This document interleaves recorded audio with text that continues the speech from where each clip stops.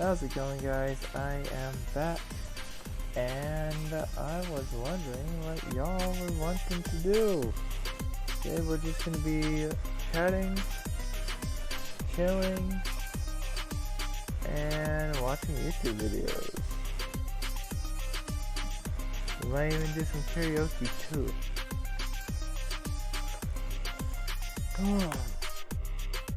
Okay.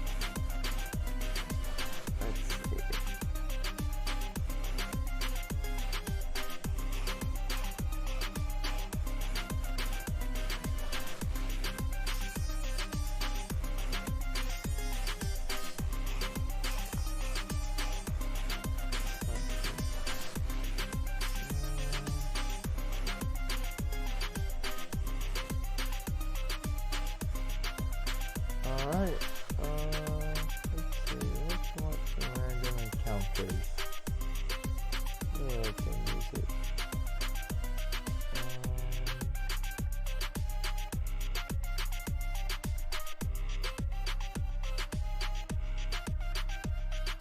Let's turn off this music. And let's see.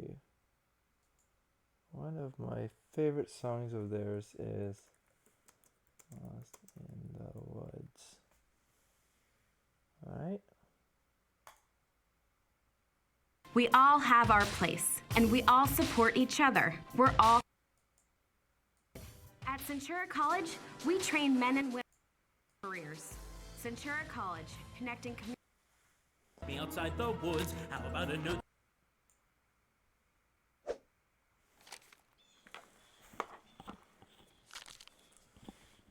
There!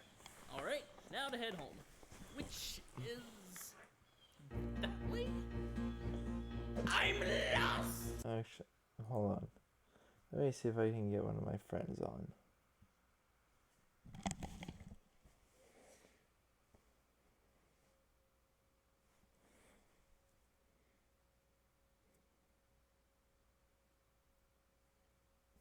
H.Y. Callisto. Lost in the woods. Ah! This YouTube link.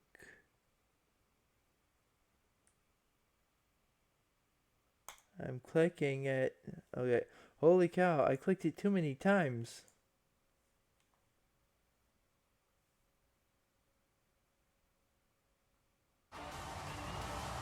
This is BattleBots Fight Night. BattleBots Fight Night.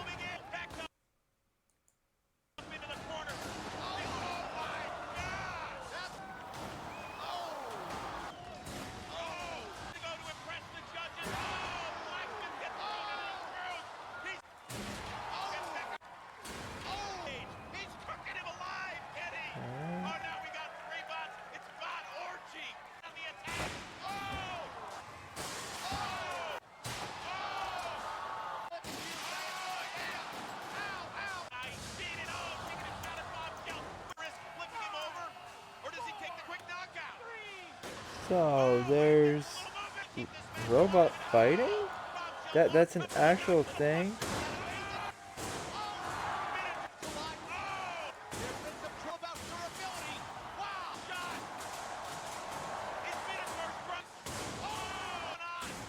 Goodness gracious. Alright, let's get to it. We've got another world-class fight card for you tonight, including a jaw-dropping main event. I literally thought that this was only in Big Hero 6, but this is a real thing? I mean, this hit, you can't recover from something like that. Dang! Oh, goodness.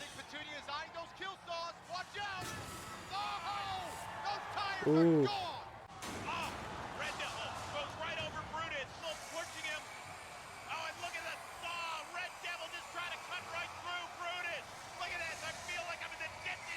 Hold on, wait a minute.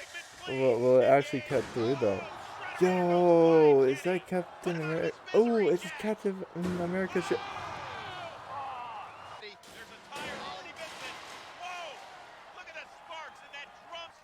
Dang, ow!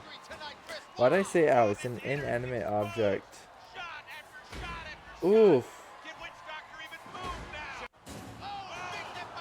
Goodness gracious me.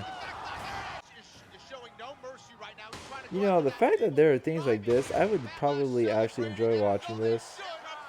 This is cool. However, at the same time, why create something if you're just gonna destroy it in the end?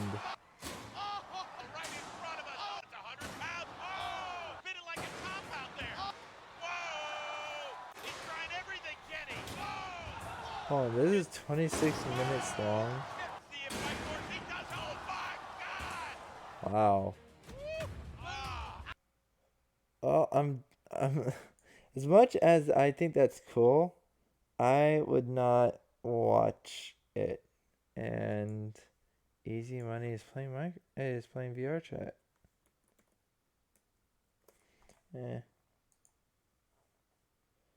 Let's see. Kaiki's offline. See, Segment is playing game. Oh, looks like none of my friends are available. All the internals for Hypershock all over the battle box. Speaking of giants, look at the huge fight card for tonight. Good night. I'm a big fan of Formula 1. And I like to see the reaction of people there. So I separated 4 videos and I would like to know how you react. If you want, you don't need to see all you can choose at random, okay? Thank you very much in advance. No problem. Yeah, I'll watch them.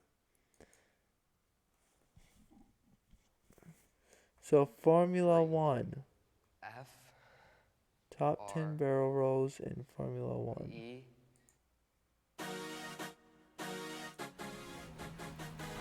Oh, that's a big crash for Daniel Kvyat. Ooh. Complete driver error. It's so unusual to have that accident there. He's gone on the grass on the way in and a tank slapper into the barriers. Huge accident. Patrick Tombe tries to take 7th place from Martin Brundle. His car rolls into the barriers. Wait, hold on. I missed that. Patrick Tombe tries to take 7th place from Martin Brundle. Dang! His car rolls into the barriers. Miraculously, Tombe emerges. Oh, at least he's okay. Dang. And that is the Renault of Hulkenberg going over and over and over and out of this race. And that is Nico Hulkenberg against the barrier, being punted off the track, and that is a worrying accident to see at the start of this race. Slightly hitting the wheel can do that? I'm hanging here like a cow. I'm hanging here like a cow. I didn't see it coming, you know, it just started to roll over, and that was it. And I have to say the impact was quite okay, you know, it was not really hard, and alive. You know, we can see how safety Formula 1 is now in this moment. Well, someone's gonna die eventually in one of these. That's the Sauber of Marcus Ericsson. Yes, I noticed there was a bit wet on the gracious. left-hand side, and I wonder if he's been caught out by that. But How that's do you massive. survive There was something like nothing this? he could do. The car just went under braking, just stepped out from underneath him. To be able to walk away from it and it's a feel freaking fully top. fit to drive today, you know, it's quite incredible. So it says quite a lot about F1 at the moment and the safety. Schumacher has passed Mika Häkkinen already. And is going for the lead, and off goes on. Now they're going to stop the race, no doubt about that at all. towards his Benetton, cartwheels across the gravel trap, is harpooned by Jarno Trulli's Prost. How the frick do you manage that? Wow, that's one of the Jordans.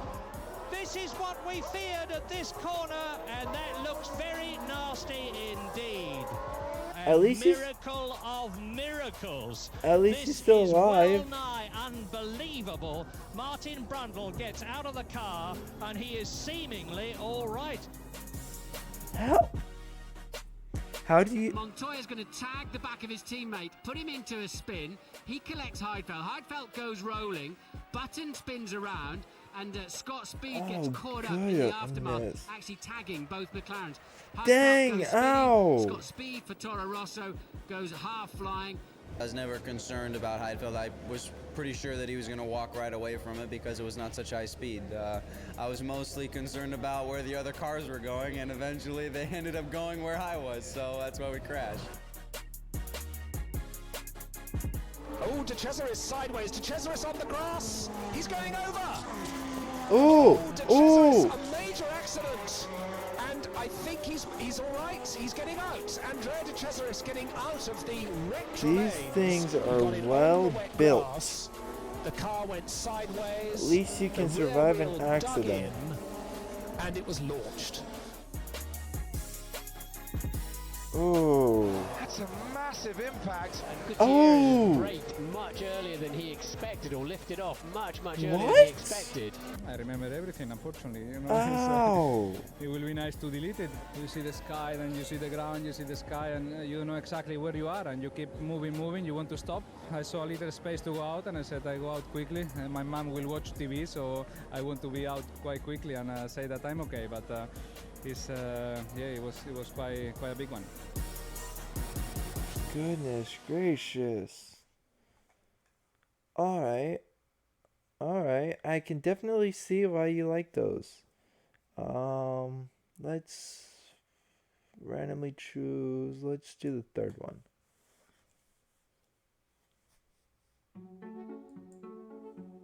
Alright. Martin Brundle's career almost came to an end at the 1984 Dallas Grand Prix. A puncture sent him crashing into a concrete barrier, breaking both his ankles and feet.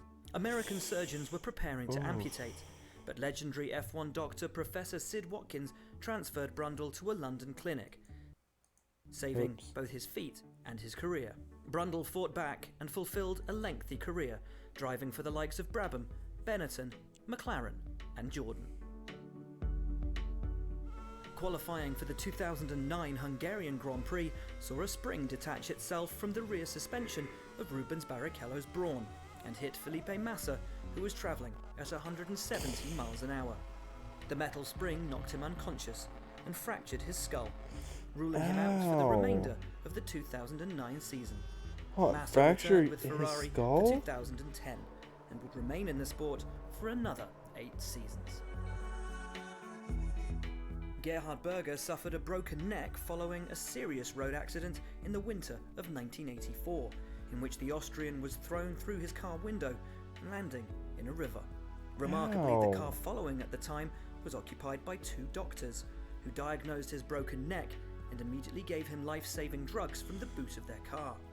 Following innovative surgery for the time, Berger made a strong recovery and would go on to claim 10 race wins and 48 podium finishes during his Formula One career. Mika Häkkinen's scariest Formula One moment came in qualifying for the 1995 Australian Grand Prix. A delaminating rear left tyre caused Häkkinen to lose control of his McLaren, brutally smashing him into a concrete wall and knocking him out. Emergency workers and Professor Sid Watkins performed a trackside tracheotomy that undoubtedly saved his life. And despite the psychological impact this would have had on the Finn, Häkkinen felt strong enough to return for 1996 and would go on to win back-to-back drivers' titles in 1998 and 1999.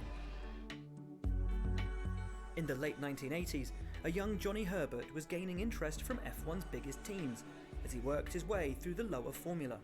But in 1988, he was involved in a sickening Formula 3000 crash at Brands Hatch, where his legs took the full force of a shunt with the barriers, leaving him with multiple fractures. After a few months of painful rehabilitation, Herbert was somehow able to drive again and started the 1989 season with an incredible 4th place finish for Benetton, just 3 seconds behind 2nd placed Alain Prost, despite barely being able to walk. While practicing for a sports car race in 1965, John Surtees suffered a life-threatening accident that left the Briton with a smashed femur, split pelvis, and one side of his body 4 inches shorter than the other. As Surtees turned into a corner, the front suspension suddenly broke, and he smashed into a guardrail. A surgeon literally pulled Surtees back into shape, and by the start of 1966, he was ready to resume racing, winning the 2nd round of the season in Belgium. How do people freaking jump back from this after they get horribly injured? How do they want to continue racing? Schumacher suffered one of a driver's It biggest doesn't really fears make in any 1999 sense. as his Ferrari's brakes failed At least on the not opening to lap me. of the British Grand Prix. The German went straight into the barriers at Stowe Corner, and he was forced to sit out 6 races with a broken leg. But Schumacher responded in the only way he could, and he took pole position by almost a full second on his comeback race in Malaysia. The following year he would go on to claim the first of 5 straight drivers' championships for Ferrari.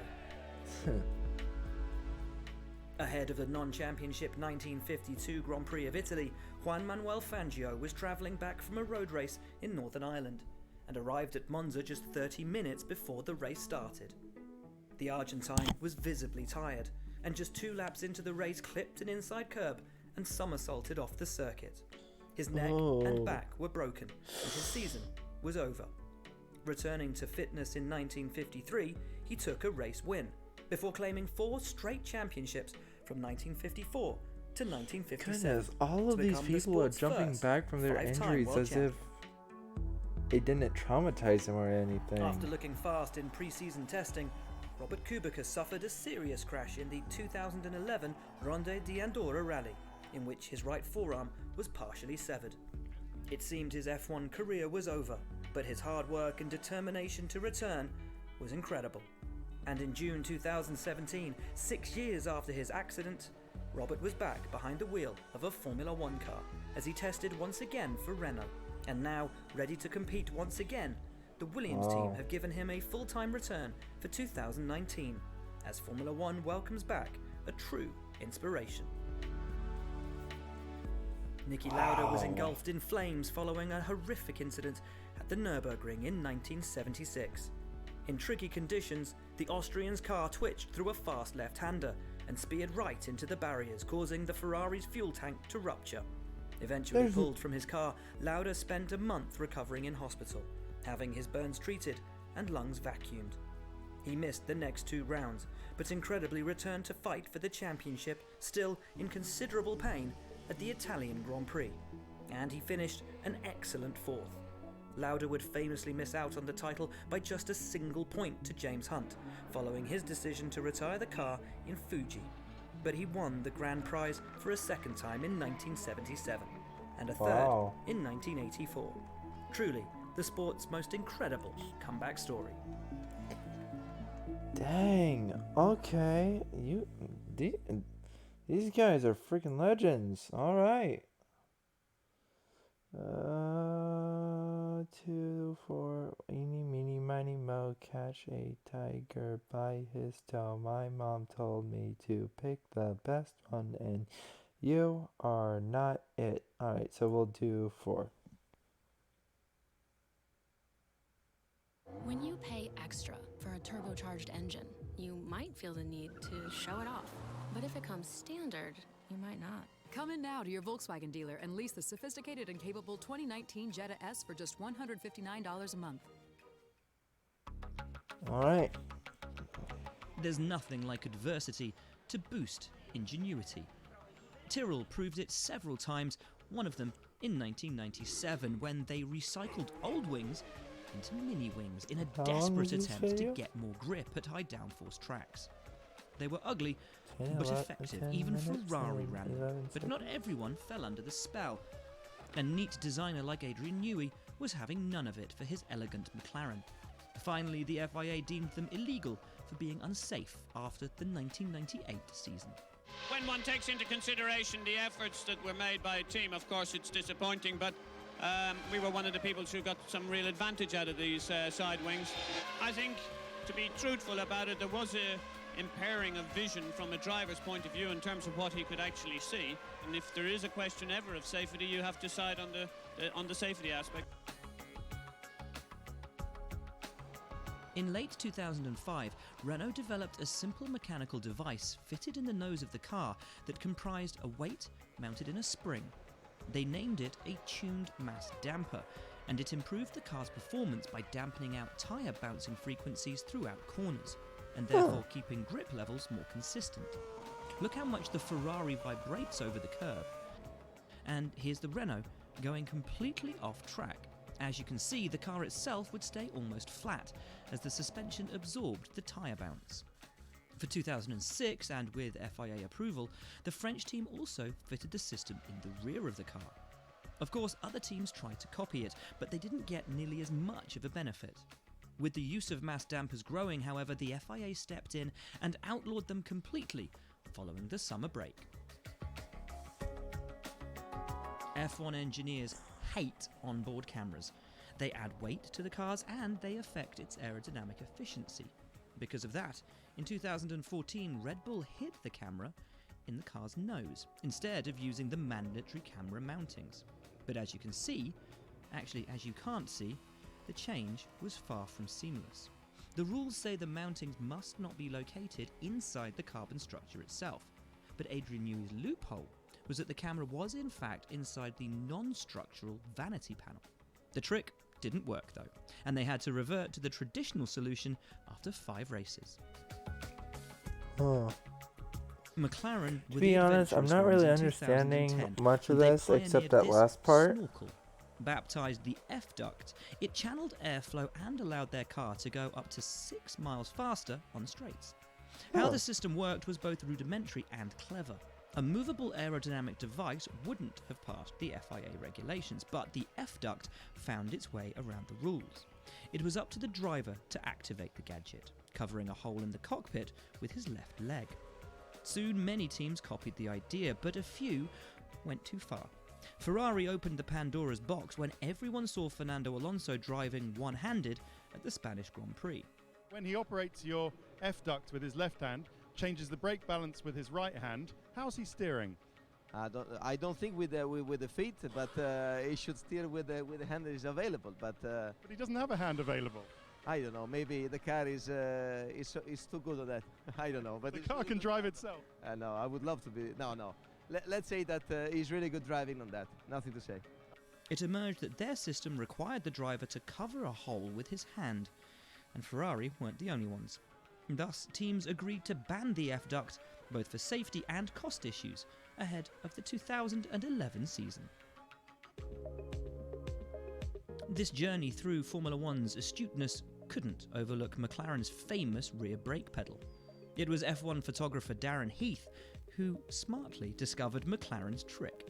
Having a hunch of what he might find, he sneaked his camera inside Mika Häkkinen's retired car at the 1997 Luxembourg Grand Prix, revealing their hidden innovation. The third pedal allowed the driver to control the rear braking of the car independently and substantially improved performance by reducing either understeer or wheel spin. Stewards initially deemed the system as legal, but after Ferrari complaints in early 1998, it was finally banned. We were fortunate in being the first of the 3 teams running the system, find a performance advantage within the regulations, and that the only response that a rival team has is to try and find a way to have it banned, as opposed to rising to the technical challenge. Ground effect made incredible speed and downforce possible by sucking the cars to the ground. Adding skirts to the bodywork was a way of achieving this. By what? By sucking the cars to the ground. Adding skirts to the bodywork was a way of achieving this, so airflow would get trapped under the car and suck it to the asphalt. Hey, the benefits that of is ground really effect smart. were so massive that every attempt at banning it brought a bigger effort by the teams to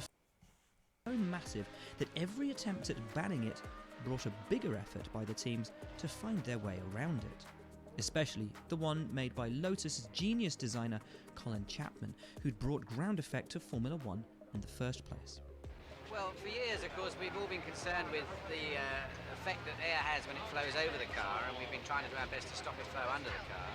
What we're really trying to do is to promote airflow under the car in order to be able to contour the underside of the car so it produces a negative lift. In other words, the air passing under the car helps to hold it on the road. The risk of the cars taking off was high, so skirts were banned for the 1981 season. Teams quickly reacted, and Lotus's solution was the Lotus 88, a car with 2 chassis. The upper one was able to adapt its height, exploiting ground effect at high speeds, but still respecting the ground clearance rule when the car was stopped, while the bottom chassis was still and shielded the driver against the ferocious forces of conventional ground effect cars. Teams, however, quickly protested against it, arguing that while it shouldn't be illegal, they would all have to deploy one and the costs would be massive. The governing body listened, and the Lotus 88 died, despite all of Colin Chapman's efforts in court. In 2009, massive rule changes reduced downforce by 50%, so teams had to be extra creative to get some of it back. Oh, that's a and nice it was Braun looking GP one. who made the most of it. This was a traditional diffuser, and this is the one Braun used. Double diffusers had a different central channel, using its shape to create a double-decker design. Their diffuser's controversial aspect was the hole in the rear, which increased the airflow speed and, as a consequence, generated more downforce. The double diffuser remained legal and was a key part of the car that would go on to win both 2009 championships before being banned. Why is everything that actually In helped 1982, improve 3 British car teams, races Lotus, ended up Williams being and banned? Brabham, couldn't That keep makes pace no with the sense. turbo cars at the front, and so found an ingenious way of racing their cars below the minimum weight limit. They did this by emptying their reserve water tanks, mainly used for brake cooling, before the race began, and making sure it was topped up again before scrutineers inspected it afterwards. Nelson Piquet won his home race as a result, but both he and second place Keke Rosberg were disqualified, and the tactic, though technically legal, was immediately outlawed. 2 years later, it was Tyrrell who used an even more flagrant trick. They not only ran underweight cars, emptying their water tanks, but topped them up before the end of the race with an additional 2 gallons of water mixed with 140 pounds of lead shot. When the stewards discovered this, the team was disqualified from the entire 1984 championship. Yeah, that makes sense. First introduced in 1976, Why on earth would you make the car heavier at the P34 end? showed potential right away, getting its only win at the Swedish Grand Prix in Anderstorp. It's going to be fast down the straight because it's narrow, and it's going to be fast around the corner because it's got more rubber. After poor results in 1977, Tyrrell discontinued their 6-wheeler, but the concept didn't die. 3 other teams would develop it. March's design never made it to a Grand Prix, and the same happened to Ferrari's 312 T6.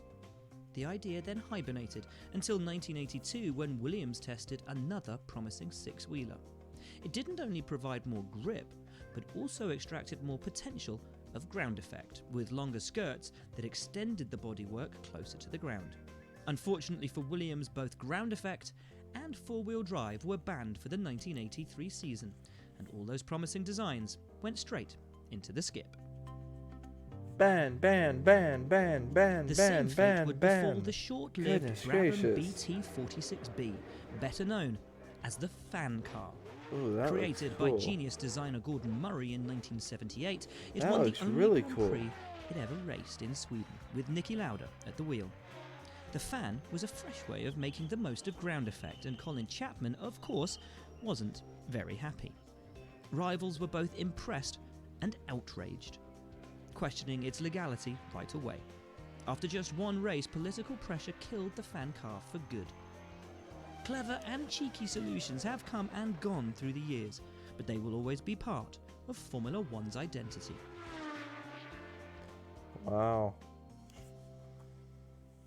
Why is it that, like, every single one was banned? Okay, let's see. And the second one.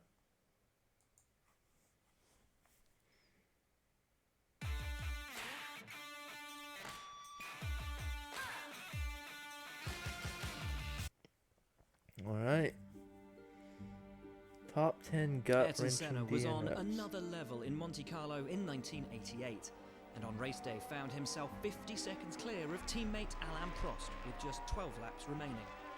But then, out of nowhere, his McLaren was in the barriers at Poitiers. That is Senna! Sensation!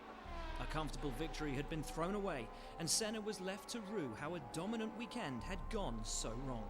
Bitter rival Prost took the race win.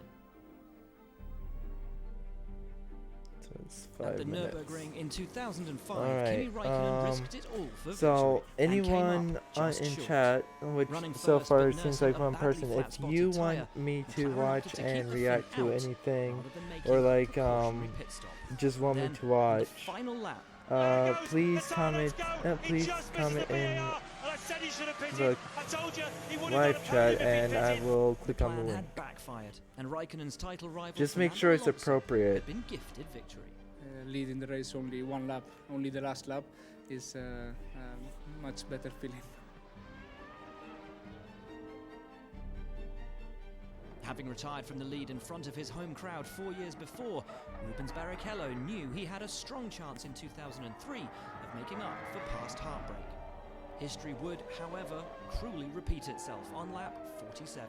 He's slowing Rubens Barrichello. I don't believe it. He's retired here 8 years in a row. Nobody can be that unlucky. Rubens was left to ponder what might have been. Jean Alesi racing in the scarlet colours of Ferrari That must be was really on course for a memorable victory in front tough of the Tifosi. Until with just 7 having laps to go, where a your wheel bearing problem car forced the stops Frenchman working into right the when you're pits, about and the to team go had no across option the finish but to line. retire the car. He must be absolutely distraught. I should think he is virtually inconsolable. Nothing worse could possibly have happened to him. The 2001 season hadn't started well for Mika Häkkinen, but in Spain the McLaren driver was out front with a 40-second gap over Michael Schumacher. Then, on the final lap, his engine let go and his car came to a spluttering halt. Schumacher inherited the win as Häkkinen was left to hitch a ride home. Super disappointing. I mean, god damn it.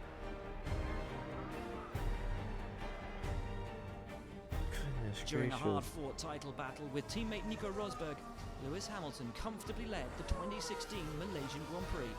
But on lap 40, his Mercedes engine failed and he was forced to retire. His engine has blown and his chances of winning the Malaysia Grand Prix with it. Hamilton would go on to finish second in the Drivers' Championship. 5 His points engine behind blown. Whoa. It's a very, very odd feeling right now, I have to say. It's very hard to stand here and be all positive. And yeah, it's going to be great because it definitely is tough to see all those points disappear when you've worked so hard to get them. German fans Yeah, were I out in bet. force to see Sebastian Vettel I emulate his get hero really Michael upset Schumacher whenever by winning at Hockenheim I for compete Ferrari. in But with 15 laps remaining, he agonizingly lost on control Kahoot in my in slippery classes, conditions and I hit rack up the so many title. points, and then I get one thing, and then I screw up one time, and I end up all the way at the bottom. Sorry, guys. That feeling sucks. Heartbreak for Vettel, who kicked away the gravel in anger. Mika Häkkinen was chasing a 5th win of the season at the 1999 Italian Grand Prix. But a mistake while downshifting into the Rettifilo saw him spin off and beach his McLaren. Oh, and that's Häkkinen spinning! He's out of the race! He's out of the race! In a rare show of emotion, the Finn, who was suffering from a fever, was left in tears at the side of the track. Whoa. Luca Berger was never able to achieve a points finish in Formula One, but at the Nürburgring in 1999, he was running in an incredible 4th place for the uncompetitive Minardi team. Until heartbreak with 13 laps to go, as a gearbox failure brought his car to an agonising halt. Oh And now they're very fast doing no. it. Luca Berger, knowing what has happened to him. That's horrible. Understandably, I suppose. Your gearbox broke. At the final round of the 1986 season, And number Nigel Mansell one. looked set to claim his first World Championship. Running comfortably in 3rd place on lap 64, his rear tyre exploded at 180 miles an hour. And look at that! Oh. And colossally, that's Mansell! That is Nigel Mansell Mansell was forced to retire with suspension damage. Alain Prost went on to take the race win, and crucially, the Drivers' Championship away from a distraught Mansell. Well, I'm very sorry for Nigel because I know how it is to lose a championship as a last race, and I'm very, very sorry for him. It must be very hard. Goodness gracious. All right. Hello. Well, no. Welcome to the stream. I can't talk. Apparently, I don't know English. Welcome to the stream. The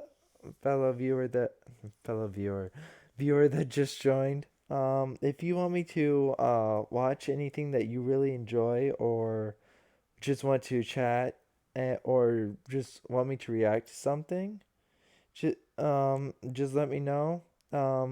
You can post the YouTube link in the live chat. Just make sure it's appropriate. Or you can just talk. It's completely up to you.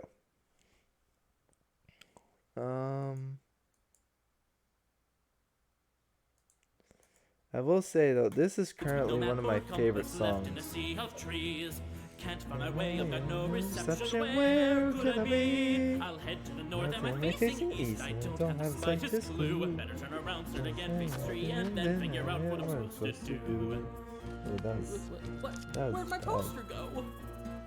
Where has it gone? Is history the same? I'm lost and I've lost my mind.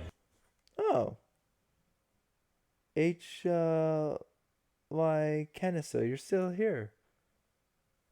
I thought you went to bed. Oh, I'm glad that you're still here. Oh, no. Oh, okay. You know what? The way you care for your baby.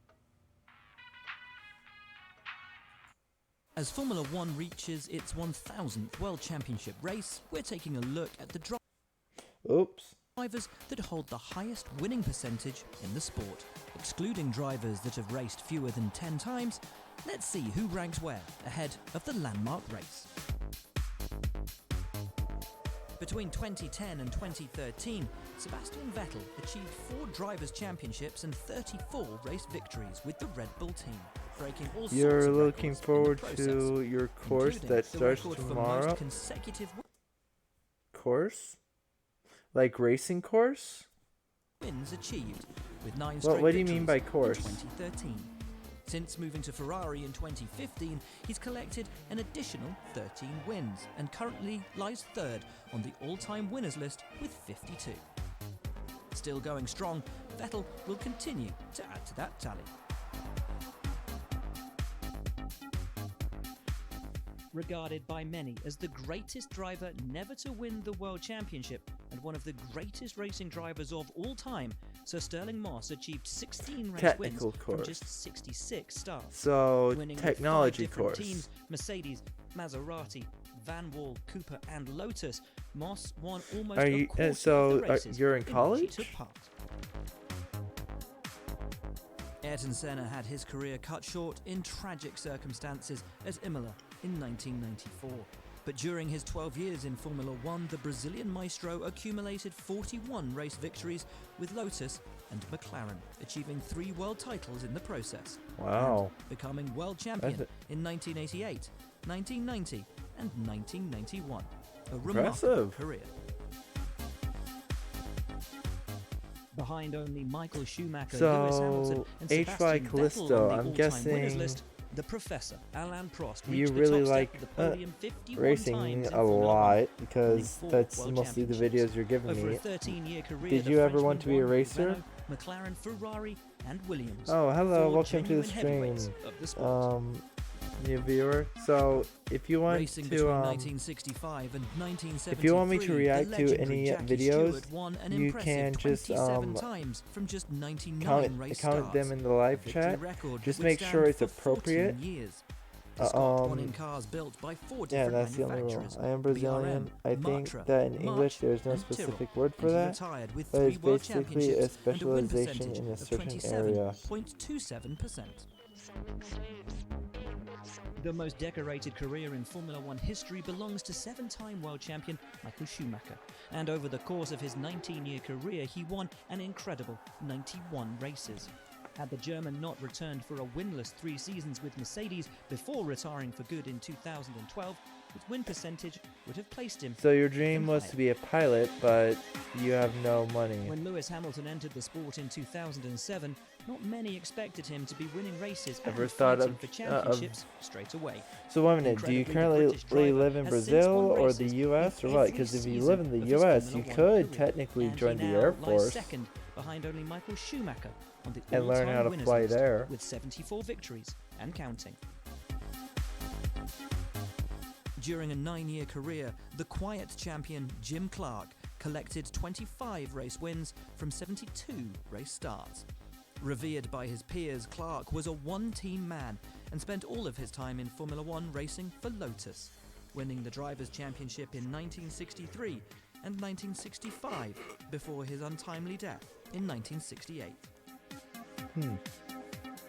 Italian Alberto Ascari won all of That his is such a 13 small Grand Prix car. racing for the prancing horse of Ferrari over a 3-year period. Starting 32 times, Ascari won over 40% of the races he participated in, and may well have won more had his life not been cut short following a sports car crash in 1955. With 24 wins from just 51 race starts, Juan Manuel Fangio, a 5-time world champion, has an incredible win percentage of 47.06%. The legendary Argentine won races for Alfa Romeo, Maserati, Mercedes and Ferrari, before retiring from the sport in 1958. Most likely, El Maestro, as he was known, will forever remain top of this list. A true great of the sport, with a legacy that will live forever. Alright. Cool. I'm definitely learning some interesting facts about racing. I think this other video that you gave me is going to be the last one that I watch. Writing's not that easy, because but Grammarly it's can currently help. 12 This sentence 10 is grammatically correct, but it's wordy and a.m. hard to read. and I It have to undermines go the to bed writer's message, soon. and the word choice is bland. Yeah. Grammarly's cutting-edge technology helps you enjoyed craft this so far. compelling, understandable writing. At the final race of the 2012 season, contact with Bruno Senna on the opening lap left Sebastian Vettel facing the wrong way and with a damaged car.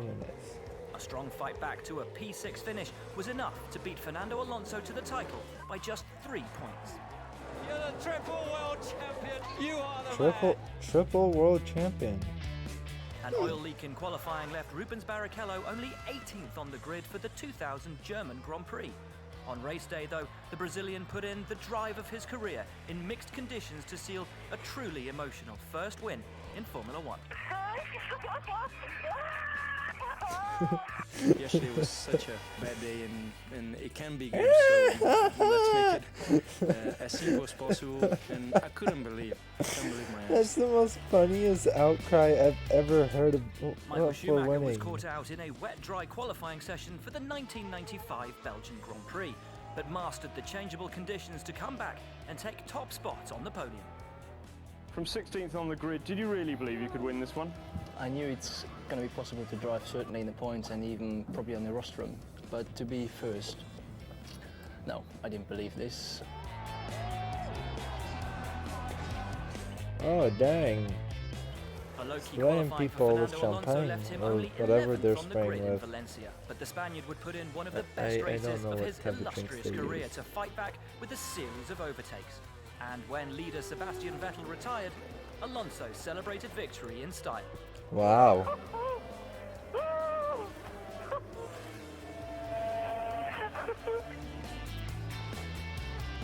Oh, he's crying.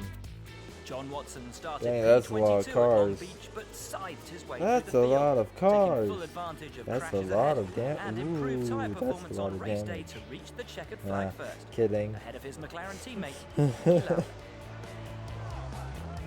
Just oh, wow. Despite starting on the front row, Ayrton Senna You found got himself sprayed with in it the all face, to do my guy. after stalling at the start and falling to 14th. What followed was an That's a unforgettable charge back up the order, passing teammate Alain Prost for the lead before going on to take victory. And with it, his first F1 championship. Wow. I was on the radio then there with Steven saying we did it in some special English words, which I'm not going to say here, but we did it and we got it, we got it. Oh, I know what he's talking Jim about. Clark We started on pole bleeping at did Italy it. 1967, but a puncture left him an entire lap behind the leaders. Clark, incredibly, worked his way back into the lead of the race before a faulty fuel pump broke Scottish hearts and dropped him back to third. Oof. Collisions with teammate Lewis Hamilton and Fernando Alonso left Jenson Button at the back of the field in Canada 2011. But in mixed conditions, Button was untouchable, making 3 passes in the final 6 laps, including a last lap overtake on Sebastian Vettel, to win an epic race. Oh wow, Fantastic that race, is and I think such even a if I hadn't great won today, I would comeback. have enjoyed this race immensely, but yeah, amazing win and possibly my best. In what's regarded as Fangio's greatest ever drive, a disastrous pit stop at Germany 1957 left him a long way back in P3. What followed was 10 pulsating laps around the Nordschleife, the Argentine breaking the lap record 9 times before passing Peter Collins and Mike Hawthorne on the penultimate lap to complete a remarkable victory. Dang. Wow. Rain wrecked Kimi Raikkonen's qualifying at the 2005 Japanese Grand Prix, leaving him P17. However, in arguably the Finn's greatest ever drive, Raikkonen would fight his way through the field, and a daring final lap pass around the outside of Giancarlo Fisichella sealed a truly incredible victory. Of course, it was a much more difficult win than any other my wins, but in one way it's more nicer when you need to really fight for it, so it's for sure it's one of the best ones. Alright. Well, that's going to be the end of this stream. Thank you for giving me videos to watch and to react to. I really appreciate it. And if you want to do this again, please follow me. If you haven't already. I feel like you have, because your name looks familiar. But just in case if you haven't, please do that. I'm going to be ending the stream because I really need to go to bed. But once again, thank you for watching, and I will see you hopefully in the next stream. Bye. Oh wait, no, wrong.